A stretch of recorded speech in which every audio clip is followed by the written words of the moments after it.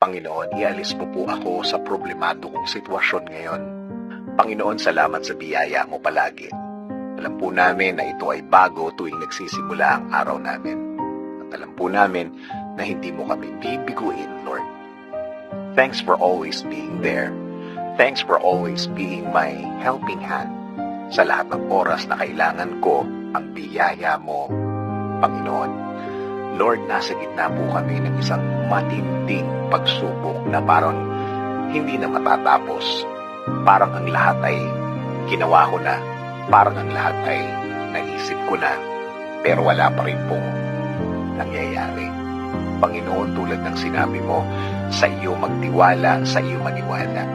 Dahil ang iyong plano, Panginoon, ay makakabuti sa lahat ng anak mo. At sa akin, Panginoon, simula ngayon, Lord, I will trust you. I will believe in you na lahat ng ito'y lilipas. Ang lahat ng problema ko ay masasagot mo, Panginoon. Hindi na po ako mag-aalala. Hindi na po ako magiging worried sa bawat oras. Alam ko rin po, Panginoon, na sa bawat oras na nililipas na namumroblema ako, parang nilulubog ko lang ang sitwasyon at ang sarili ko, Lord. From now on, ibibigay ko na ito sa iyo lahat.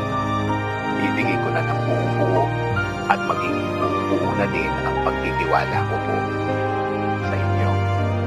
Alam ko po na mag-iiba ang kinalalagyan ko dahil sa gagawin kong ito, na para bang ibinigay na ng anak ang lahat sa kanyang ama, na ang lahat ng nararamdaman ko ay mapapalitan na ng saya sa loob ng aking pagkatao.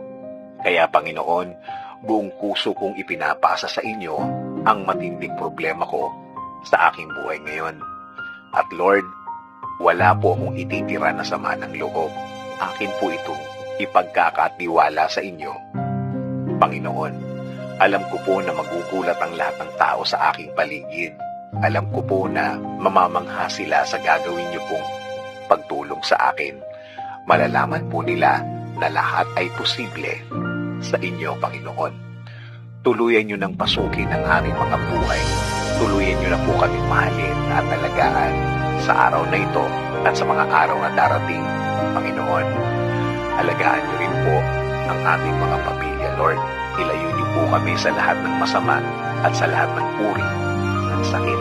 I-bless niyo rin po ng tuloy-tuloy ang aming bayan, Panginoon.